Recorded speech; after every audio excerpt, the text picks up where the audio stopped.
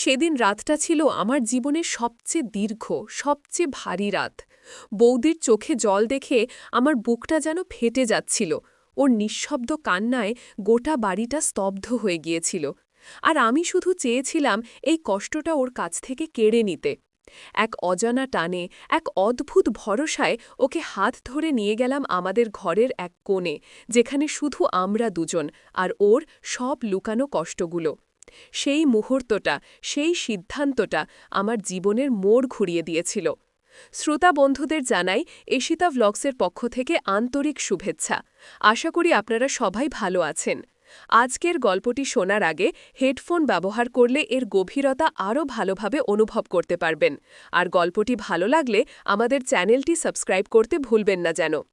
আমি আরিফ, ঢাকা বিশ্ববিদ্যালয়ের শেষ বর্ষের ছাত্র। আমার বড় ভাই তানভীর একটা মাল্টিন্যাশনাল কোম্পানিতে চাকরি করে।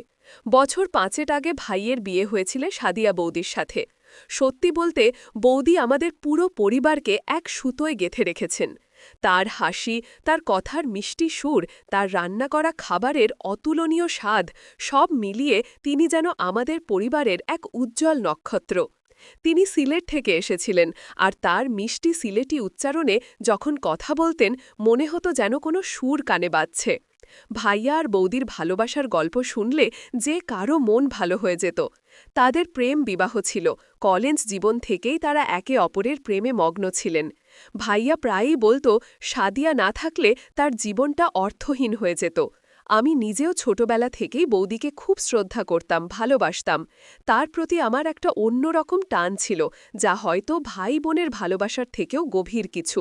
একটা অদৃশ্য বাঁধন ছিল আমাদের মধ্যে, যা আমি অনুভব করতে পারতাম। কিন্তু গত কিছুদিন ধরে আমি বৌদির মধ্যে একটা পরিবর্তন লক্ষ্য করছিলাম। তার সেই প্রাণখোলা হাসিটা যেন কোথাও হারিয়ে গেছে। চোখ দুটোতে একটা অদ্ভুত শূন্যতা, কেমন যেন ফ্যাকাশে হয়ে গেছে। সারা দিন কাজ করতেন ঠিকই, সবার সাথে কথা বলতেন, কিন্তু সেই আগের মতো উচ্ছলতা ছিল না। না, ভাইয়া প্রায়ই অফিসের কাজে বাইরে যেত, কখনো চট্টগ্রাম, কখনো রাজশাহীতে।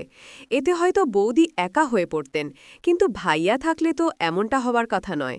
তবুও আমি দেখতাম ভাইয়া যখন ঘরে ফিরত, বৌদি যেন আরও চুপচাপ হয়ে যেতেন।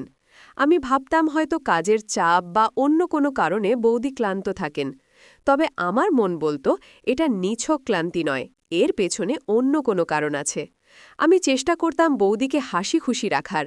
বিশ্ববিদ্যালয়ের ক্লাস শেষ করে প্রায়ই বৌদির সাথে গল্প করতাম।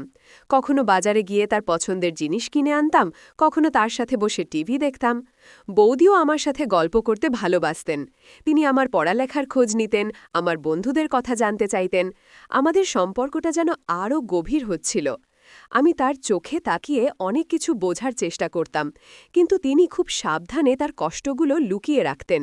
তার ঠোঁটে হাসি থাকলেও তার চোখ দুটো যেন সবসময় কিছু বলতে চাইত, যা তিনি বলতে পারতেন না। একদিন বিকেলে আমি ক্লাস থেকে ফিরে দেখি বৌদি বারান্দায় চুপ করে বসে আছেন। তার হাতে একটা পুরনো ছবি। আমি কাছে গিয়ে দেখি সেটা ভাইয়া আর বৌদির বিয়ের ছবি। বৌদির চোখে জল টলমল করছে। আমি জিজ্ঞেস করলাম, বৌদি, কি হয়েছে, তুমি কাঁদছ কেন? তিনি দ্রুত চোখ মুছে বললেন, কিছু না আরিফ, চোখে কি যেন পড়েছে। কিন্তু আমি বুঝতে পারছিলাম এটা চোখের সমস্যা নয়, মনের সমস্যা। সেই দিন থেকে আমার ভেতরের উদ্বেগটা আরও বেড়ে গেল। আমি ঠিক করলাম বৌদির এই নীরব কষ্টটা আমাকে খুঁজে বের করতে হবে। এর পরের দিনগুলো আরও কঠিন হয়ে উঠল। ভাইয়া অফিসের কাজে আরও ব্যস্ত হয়ে পড়ল। কখনো কখনো রাত করে ফিরত, কখনো ফোনও ধরত না। বৌদি সারাদিন রান্নাঘরে বা ঘরের কাজ করে সময় কাটাতেন। তার একাকিত্ব যেন দিনে দিনে বেড়েই চলছিল। আমি দেখতাম ভাইয়া ফিরলে বৌদি অনেক আশা নিয়ে তার দিকে তাকাতেন, কিন্তু ভাইয়া হয়তো ক্লান্ত হয়ে সরাসরি রুমে চলে যেতেন বা ফোনে কথা বলতে ব্যস্ত হয়ে পড়তেন। বৌদির সেই আশার আলো যেন নিভে যেত, আর তার মুখটা আরও ম্লান হয়ে পড়ত। আমার খুব খারাপ লাগত। আমি ভাইয়াকে বলতে চাইতাম, ভাইয়া, বৌদির দিকে একটু খেয়াল রাখো, কিন্তু কিছুতেই সাহস করে বলতে পারতাম না। এটা তাদের ব্যক্তিগত ব্যাপার, আমি কিভাবে হস্তক্ষেপ করব? একদিন রাত প্রায় 11টা বাজে। ভাইয়া তখনও ফেরেনি। বৌদি বারান্দায় দাঁড়িয়ে বাইরের দিকে তাকিয়েছিলেন। আমি আমার রুম থেকে বেরিয়ে জল খেতে গিয়ে দেখি বৌদি অন্ধকারে দাঁড়িয়ে ফুপিয়ে ফুপিয়ে কাঁদছেন। তার কাঁধ কাঁপছে। আমার বুকের ভেতরটা মোচড় দিয়ে উঠল। এমনভাবে তাকে আগে কখনো কাঁদতে দেখিনি। আমার মনে হল এই মুহূর্তেই আমার বৌদির পাশে দাঁড়ানো উচিত। তিনি একা নন, আমি আছি তার পাশে। আমি ধীরে ধীরে তার কাছে গেলাম। আমার পায়ের শব্দ শুনে তিনি চমকে উঠলেন। দ্রুত চোখ মুছতে চেষ্টা করলেন। আমি তার কাঁধে হাত রেখে বললাম, বৌদি, কি হয়েছে বলো আমাকে, এভাবে কেন কাঁদছ? তিনি মাথা নিচু করে বললেন, না কিছু না আরিফ। তার গলা কাঁপছিল। আমি বললাম, বৌদি, আমি জানি তুমি কষ্ট পাচ্ছ। তোমার কষ্টটা আমি বুঝতে পারছি। প্লিজ আমার কাছে কিছু লুকাও না। তুমি আমার বড় বোনের মতো, বন্ধুও বলতে পারো। তোমার কষ্ট দেখলে আমারও কষ্ট হয়। আমার কথায় হয়তো তার মন একটু নরম হল। তিনি আর নিজেকে ধরে রাখতে পারলেন না। আমার হাতটা ধরে বললেন, আরিফ, আমার আর ভালো লাগছে না, আমার দম বন্ধ হয়ে আসছে। তার কণ্ঠস্বরে এত হতাশা ছিল, এত যন্ত্রণা ছিল যে আমার চোখও ভিজে উঠল। আমি বুঝতে পারছিলাম এটা সাধারণ কোনো পারিবারিক সমস্যা নয়, এটা তার মনের গভীরে জমাট বাঁধা এক বিশাল পাহাড়। আমি তাকে আর বারান্দায় দাঁড় করিয়ে রাখতে পারলাম না। আমাদের বাসাটা পুরনো হলেও আমাদের বসার ঘরটা বেশ খোলামেলা, কিন্তু এই মুহূর্তে বৌদির প্রয়োজন ছিল নীরবতা, নিভৃত এক কোণ, যেখানে তিনি মন খুলে কথা বলতে পারবেন। আমি তার হাত ধরে বললাম, চলো বৌদি, ভেতরে চলো। তিনি কোনো প্রতিবাদ করলেন না। আমার হাত ধরে তিনি ধীরে ধীরে আমার রুমের দিকে বাড়ালেন। আমার রুমটা বাড়ির এক কোণে, একটু নিরিবিলি। রুমে ঢুকে আমি আলোটা নিভিয়ে শুধু টেবিল ল্যাম্পটা জ্বালিয়ে দিলাম। হালকা হলদে আলোতে রুমটা কেমন যেন মায়াবী দেখাচ্ছিল। আমি তাকে খাটে বসতে বললাম। তিনি আমার দিকে এক পলক তাকিয়ে ধীরে ধীরে বসলেন। আমি তার মুখোমুখি মেঝেতে বসলাম।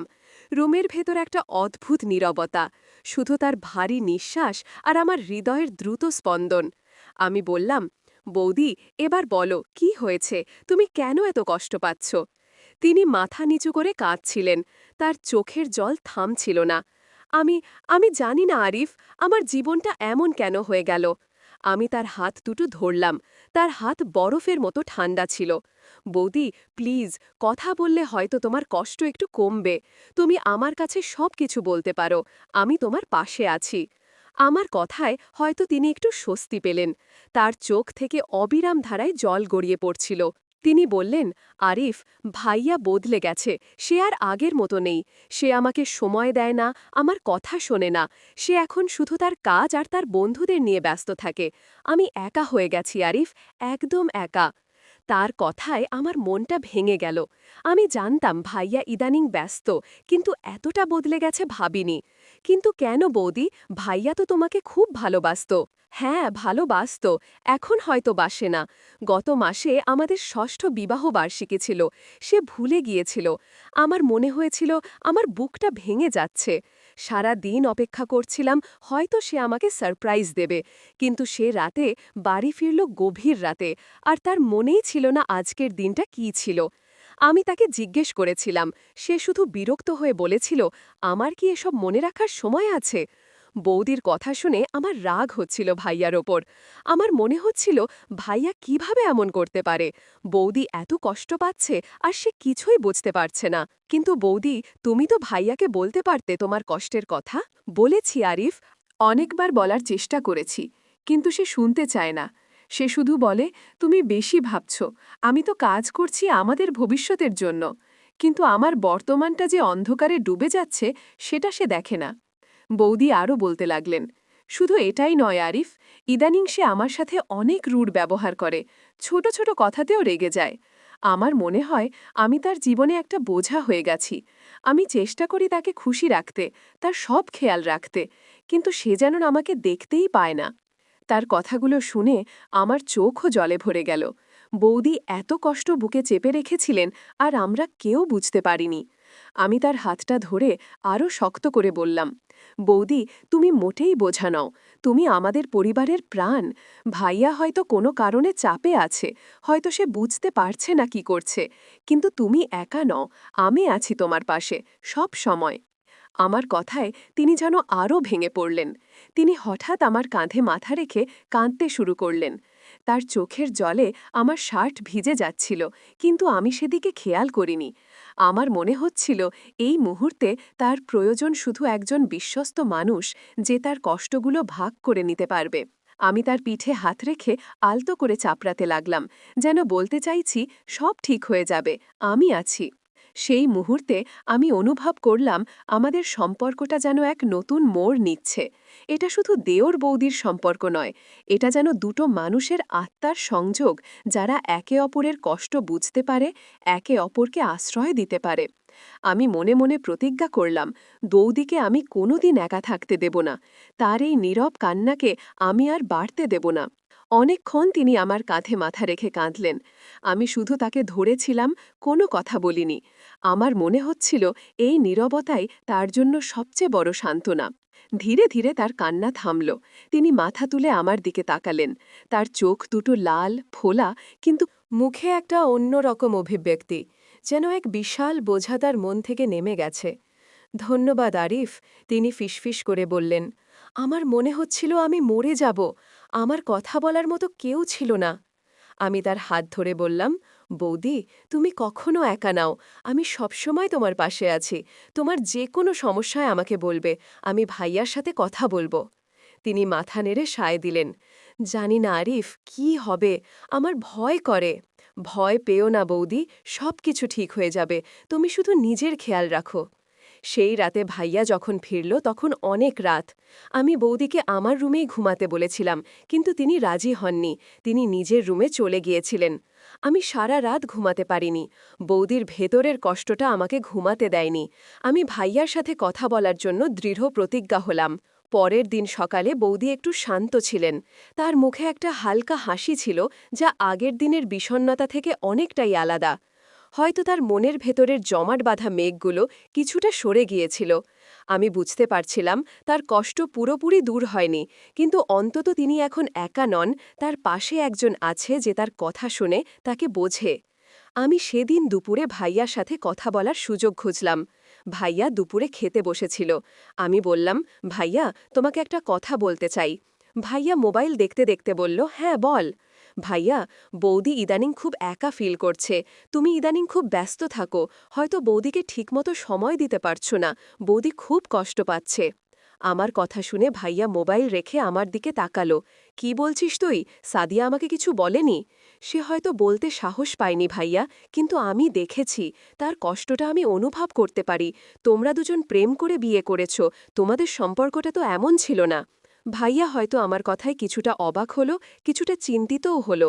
সে দীর্ঘশ্বাস ফেলে বলল, আসলে আরিফ, অফিসের চাপটা ইদানিং খুব বেশি, প্রমোশনের একটা ব্যাপার আছে, আমি হয়তো সাদিয়ার দিকে ঠিকমতো খেয়াল রাখতে পারিনি, আমি দুঃখিত।